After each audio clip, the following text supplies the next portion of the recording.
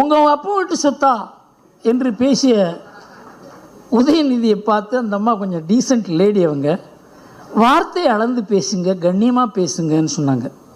அதுக்கு உடனே நம்ம பதில் சொன்னார், யார்கிட்ட எப்படி பேசணும் என்று எங்களுக்கு பெரியார், அண்ணா, கலைஞர்கள் சொல்லி கொடுத்துருக்காங்க, அப்படி நாங்கள் செய்வோம். நான் அவருக்கு சில சஜஷன்லாம் கொடுக்கலாம் பார்க்குறேன். ஈவேரா, அண்ணா, கருணாநிதி யார்கிட்ட எப்படி பேசணும் என்று சொல்லி கொடுத்துருக்கிறார் பாருங்கள். முதல்ல பெரியார் ரம்ஜான் கூடுதலில் என்ன பேசலான்னு பெரியார் சஜஷன் கொடுத்துருக்கார். பாப்பானுக்கு பயந்தும் முஸ்லீம்களுக்கு அதிக இடம் கொடுத்து வந்தோம், அதன் பலனை இன்று அனுபவிக்கிறோம். இது ஷானியை மிதிக்க அசிங்கப்பட்டு மலத்தின் மேல் காலை வைத்து நேர்ந்த பழமொழியாக மாறிவிட்டது. மைனாரிட்டிகளுக்கு அளிக்கும் சலுகையும் உரிமையும் துரோகம், பச்சை துரோகம். இதை தான் பெரியார் சொல்லி கொடுத்துருக்காரு. உங்களுக்கு மைனாரிட்டி மீட்டிங்கில் இதை பேசுவாங்களா? தாழ்த்தப்பட்ட ஒரு மாநாட்டில் என்ன பேசலாங்கிறத சொல்லியிருக்கார் பெரியார்.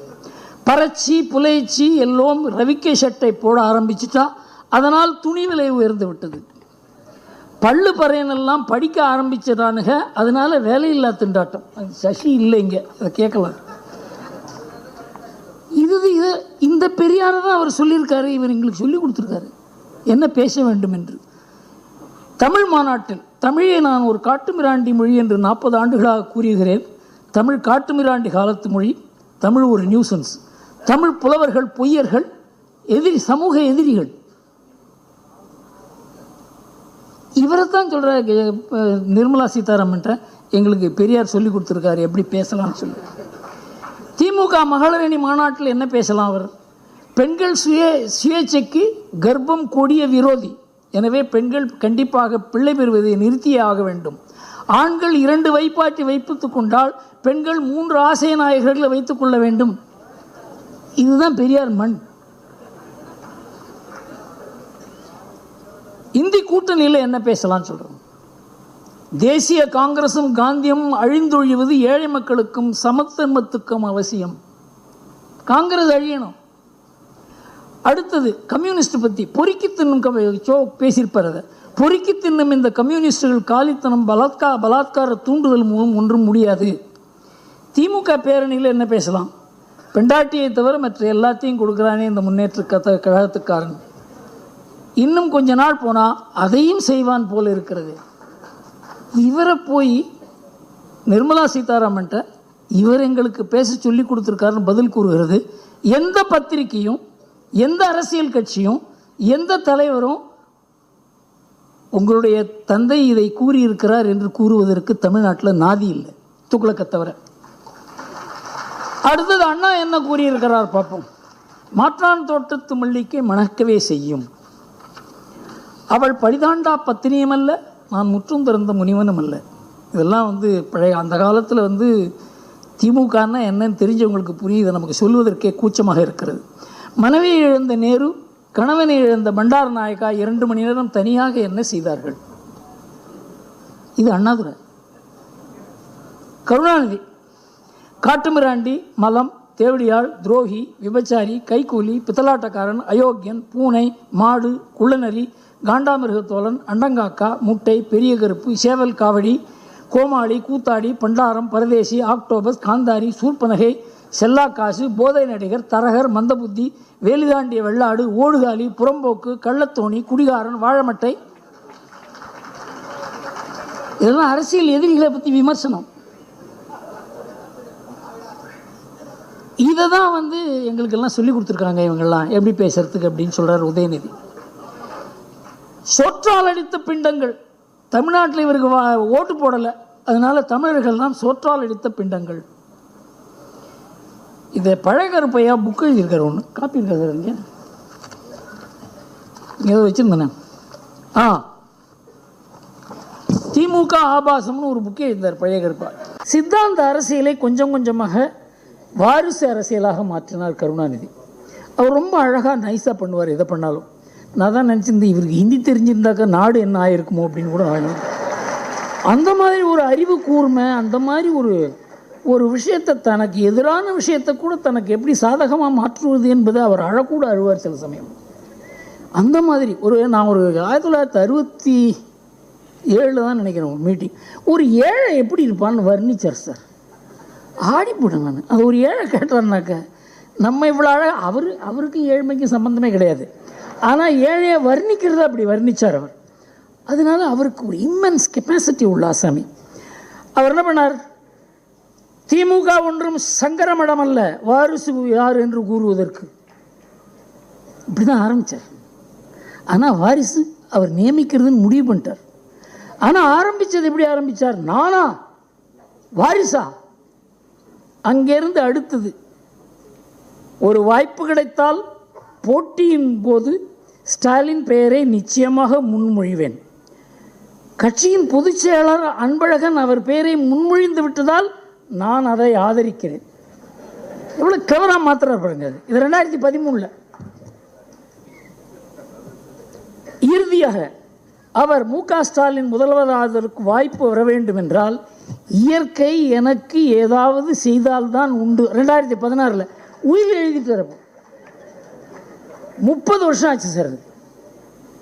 இந்த கடமை உணர்வோட இந்த கட்சிக்கு உயிரை கொடுக்குற தொண்டர்கள் இவங்க மனசை கொஞ்சம் கொஞ்சமாக மாற்றி தன் குடும்பத்துக்கு சாதகமாக கொண்டு வந்து தன் புள்ள கையில் கொடுக்குறதுங்கிறது அவ்வளோ ஈஸியான விஷயம் கிடையாது.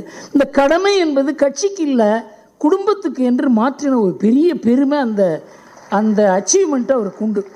ஆனால் ஸ்டாலின் கிட்டேருந்து உதயநிதிக்கு ஒரே ஒரு ஆண்டில் முடிஞ்சு போச்சு சார். 2014 உதயநிதி சொல்கிறார், எனக்கு அரசியல் ஆசை இல்லை.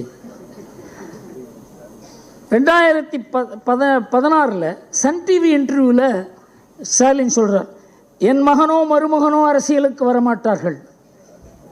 2019 உதயநிதி இளைஞர் அணி செயலாளராகிறார். 2018 எந்த சூழலிலும் நான் தேர்தலில் நிற்க மாட்டேன். 2021 தேர்தலில் போட்டியிடுகிறார். 2022 அமைச்சராக எனக்கு ஆசை இல்லை. மே மாதம், நவம்பர் மாதம் அமைச்சராவேன் என்பது வதந்தி. 2022 டிசம்பரில் அமைச்சர் ஆனார் அவர். எப்படி அப்படியே ஒரே வருஷத்தில் அந்த கட்சியினுடைய சொரூபமே, அதாவது கருணாநிதி எவ்வளோ கூச்சப்பட்டு கஷ்டப்பட்டு தயக்கப்பட்டு பண்ணாரோ அதெல்லாம் ரொம்ப வெளிப்படையாக இந்த கட்சி குடும்பத்து கட்சி தான் அப்படிங்கிறத ஒரே வருஷத்தில் நிர்தாரணம் செய்து, கருணாநிதி கூச்சப்பட்டு செய்த அரசியல் வாரிசு அரசியலை இப்போ கிட்டத்தட்ட பெருமைப்படுற அளவுக்கு ஆயிடுது. வாரிசு அரசியல் தான் செய்கிறோம். யார் வாரிசு? பெரியார் வாரிசு, அண்ணா வாரிசு, கலைஞர் வாரிசு. முதல் 2 பேருக்கும் வாரிசே கிடையாது. அப்போ என்ன அர்த்தம்? கருணாநிதி வாரிசு அரசியல் தான்ங்கிறத ஓப்பனாக, அதாவது பிரதம மந்திரி இங்கே வாரிசு அரசியலை பற்றி பேசின உடனே நாங்கள் வாரிசு அரசியல் தான் செய்கிறோம் என்று பெருமையாக கூறினார் ஸ்டாலின். அருமை சொந்தங்களே, இன்னைக்கு இந்த பஞ்சாயத்தை முடிவு கொண்டு வர அந்த திராவிட முன்னேற்ற கழகத்தினுடைய மேடையில் முதலமைச்சர் மு.க. ஸ்டாலின் அவர்கள் பேசுறாரு, அதிமுக அடிமை கட்சி, பாரதிய ஜனதா கட்சியை பொறுத்தவரை சங்கி கட்சி, 2 பேருமே டெல்லிக்கு அடிமையா இருப்பதற்காக ஒரு கூட்டணியை உருவாக்கி இருக்கிறாங்க. இதை தற்கூறி உதயநிதி பேசியிருந்தால் பரவாயில்லை, மன்னிச்சிடலாம். ஆனா தமிழகத்தினுடைய முதலமைச்சராக இருப்பவர் திராவிட முன்னேற்ற கழகம் ஆட்சியில் இருந்ததை விட, அவர்களை விட அதிகமாக ஆட்சியில் இருந்தவர்கள் அனைத்திந்திய அண்ணா திராவிட முன்னேற்ற கழகத்தினுடைய கட்சியும் அதனுடைய தலைவர்கள். ஒரு முதலமைச்சர் இந்த வார்த்தையை பேசிய பிறகு அவருக்கு நாம பதில் சொல்லினா தப்பா போய். ஆமாம், என்னை பொறுத்தவரை அனைத்திந்திய அண்ணா திராவிட முன்னேற்ற கழகம் அடிமை கட்சி தான். யாருக்கு அடிமை? மக்களுக்கு அடிமை. மக்களை எஜமானராக மதித்து மக்களுக்கு அடிமையாக இருக்கக்கூடிய கட்சி. தேசிய ஜனநாயக கூட்டணியும் அடிமை கூட்டணி தான். யாருக்குங்க? தமிழ்நாட்டினுடைய மக்களுக்கு நாங்கள் அடிமை. தமிழ்நாட்டினுடைய மக்கள் எஜமான்களாக அவர்களுக்காக சேவை செய்ய வேண்டும் என்று நினைக்கக்கூடிய கூட்டணியை நீங்கள் அடிமை என்று சொன்னால் அதை பெருமையாக எங்கள் நெஞ்சிலே அணிந்து கொண்டு மக்களுக்காக 100 நாட்கள் நாங்கள் இங்கே இருப்போம், களத்தில் இருப்போம், ஆட்சி மாற்றம் வரும். முதலமைச்சர் அவங்க அதோடு நிக்கல. இன்னைக்கு ஒரு பெரிய பொய்ய நம்முடைய கிராமத்தில் இருக்கக்கூடிய பெரியவங்கிட்ட விதைச்சுக்கிட்டு இருக்கிறான். 100 நாள் வேலை வாய்ப்பு திட்டத்தை பாரதிய ஜனதா கட்சியினுடைய ஆட்சி மத்தியில் அதை நிறுத்த போறாங்க.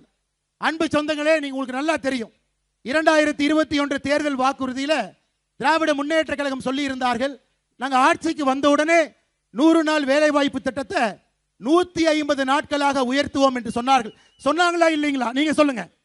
ஆட்சிக்கு வந்தா 100 நாள் வேலை வாய்ப்பு திட்டத்தை 150 நாட்களாக உயர்த்துவோம் என்று திராவிட முன்னேற்ற கழகம் சொன்னார்களா? இதுவரை எதையும் செய்யல, ஒரு துரும்பை கூட கிள்ளி போடல. ஆனா பாரத பிரதமர் நரேந்திர மோடி அவர்கள் தேர்தல் வாக்குறுதியா கொடுக்காம இன்னைக்கு 100 நாள் வேலை வாய்ப்பு திட்டத்தை 125 நாளாக உயர்த்தி இருக்கின்றார். 125 நாளாக. அன்பு சொந்தங்களே, கடந்த 4 ஆண்டுகள்ல மேலே நடப்பது பாரதிய ஜனதா கட்சியினுடைய ஆட்சி, இங்கே நடப்பது நமக்கு எதிரான ஒரு ஆட்சி, எதிர்கூட்டணியில் இருக்கக்கூடிய ஆட்சி. யோசிச்சு பாருங்க, 100 நாள் வேலை வாய்ப்பு திட்டத்துக்கு இந்தியாவில் அதிகமான பணத்தை பாரத பிரதமர் கொடுத்தது தமிழ்நாட்டிற்கு மட்டும்தான். உத்தரப்பிரதேசத்தை விட, மகாராஷ்டிராவை விட, ஹரியானாவை விட, பாரதிய ஜனதா கட்சி ஆளுகின்ற மாநிலங்களை விட இந்தியாவில் 100 நாள் வேலைவாய்ப்பு திட்டத்தில் அதிக பணத்தை கொடுத்தது தமிழ்நாட்டு மக்களுக்கு தான். அதனால் இங்க இருக்கக்கூடிய 100 நாள் வேலைவாய்ப்பு திட்டத்தில் பயன்பெறக்கூடிய நம்முடைய அம்மாக்கள், நம்முடைய சகோதரிகள், நம்முடைய தாய்மார்கள் எல்லோரும் நன்றாக புரிந்து கொள்ள வேண்டும். நம்முடைய ஆட்சி இங்க வந்தா மட்டும்தான் நம்முடைய தேசிய ஜனநாயக கூட்டணிய முதலமைச்சர் வேட்பாளர் அண்ணன் எடப்பாடி பழனிசாமி அவர்கள் முதலமைச்சராக வரும் பொழுது இந்த 125 நாள் என்பது 150 நாள் என்பது நம்ம தாங்க செய்ய முடியும், அவங்க செய்ய முடியாது. அருமை சொந்தங்களே, சமீபத்தில் ஆந்திர பிரதேஷ் போயிருந்தேன் ஒரு வாரத்திற்கு முன்பு. ஆந்திராவினுடைய துணை முதலமைச்சர் சகோதரர் லோகேஷ் பேசிட்டு இருந்தார். அப்ப லோகேஷை பார்த்து நான் சொன்னேன், பிரதர் உங்களை பார்த்தா எனக்கு பொறாமையா இருக்கு. அவர் சொன்னார், ஏன் பிரதர் பொறாமப்படுறீங்க? தமிழ்நாட்டுக்கு வரக்கூடிய முதலீடுகளை டிஆர்பி ராஜா கையெழுத்து போட்டு ட்விட்டர்ல போடுவார், எல்லாம் வந்துட்டாங்க, கடையை திறந்து வச்சிட்டோம், அல்வா விற்கிறோம்.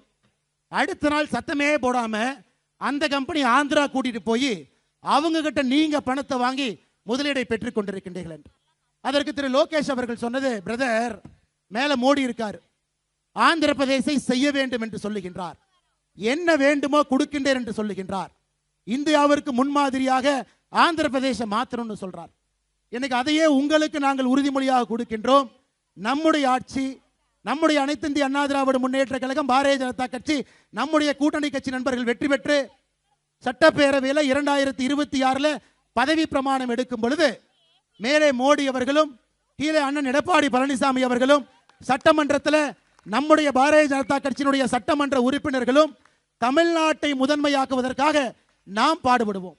ஆனால் திராவிட முன்னேற்ற கழகத்தை பொறுத்தவரை அவங்க குடும்பம் நல்லா இருக்கணும், மருமகன் நல்லா இருக்கணும், ஆடிட்டர் நல்லா இருக்கணும், இவங்க நல்லா இருக்கணும், அவங்க நல்லா இருக்கணும் யோசிக்கிறாங்களோ தவிர மக்கள் நன்றாக இருக்க வேண்டும் என்று எப்பொழுதும் யோசித்தது கிடையாது. 3 நாட்களுக்கு முன்பு திராவிட முன்னேற்ற கழகம் என்கின்ற டிராமா கம்பெனி இன்னொரு வேலையை செஞ்சாங்க, நீங்க பார்த்திருப்பீங்க. 2026 திமுகவினுடைய தேர்தல் வாக்குறுதி குழு போட்டிருக்கிறாங்க. இதனடா வம்பா போச்சு, பேய் பேய்னு கோயிலுக்கு போனா அங்க 2 பேய் சேர்ந்துக்கிட்டு ஜிங்கிஜா போட்டுச்சான். 2026 தேர்தல் வாக்குறுதி, 2021 தேர்தல் வாக்குறுதி, 511 தேர்தல் வாக்குறுதி திமுக கொடுத்தாங்க. முழுமையாக 51 தேர்தல் வாக்குறுதி இதுவரைக்கும் நிறைவேற்றல.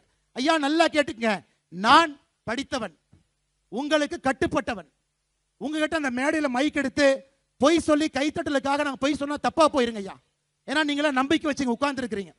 511 தேர்தல் வாக்குறுதியில முன்னாள் அமைச்சர்கள் மேடையின் மீது இருக்கின்றார்கள், தலைவர்கள் இருக்கின்றார்கள்.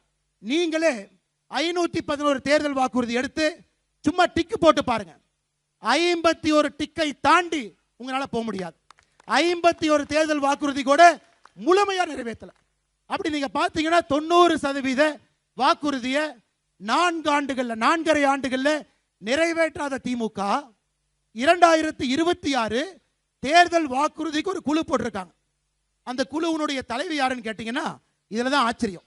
அந்த குழுவினுடைய தலைவியாக முதலமைச்சர் தன்னுடைய தங்கச்சி கனிமொழியை போட்டிருக்கார். கனிமொழி தான் அந்த குழுவினுடைய தலைவி.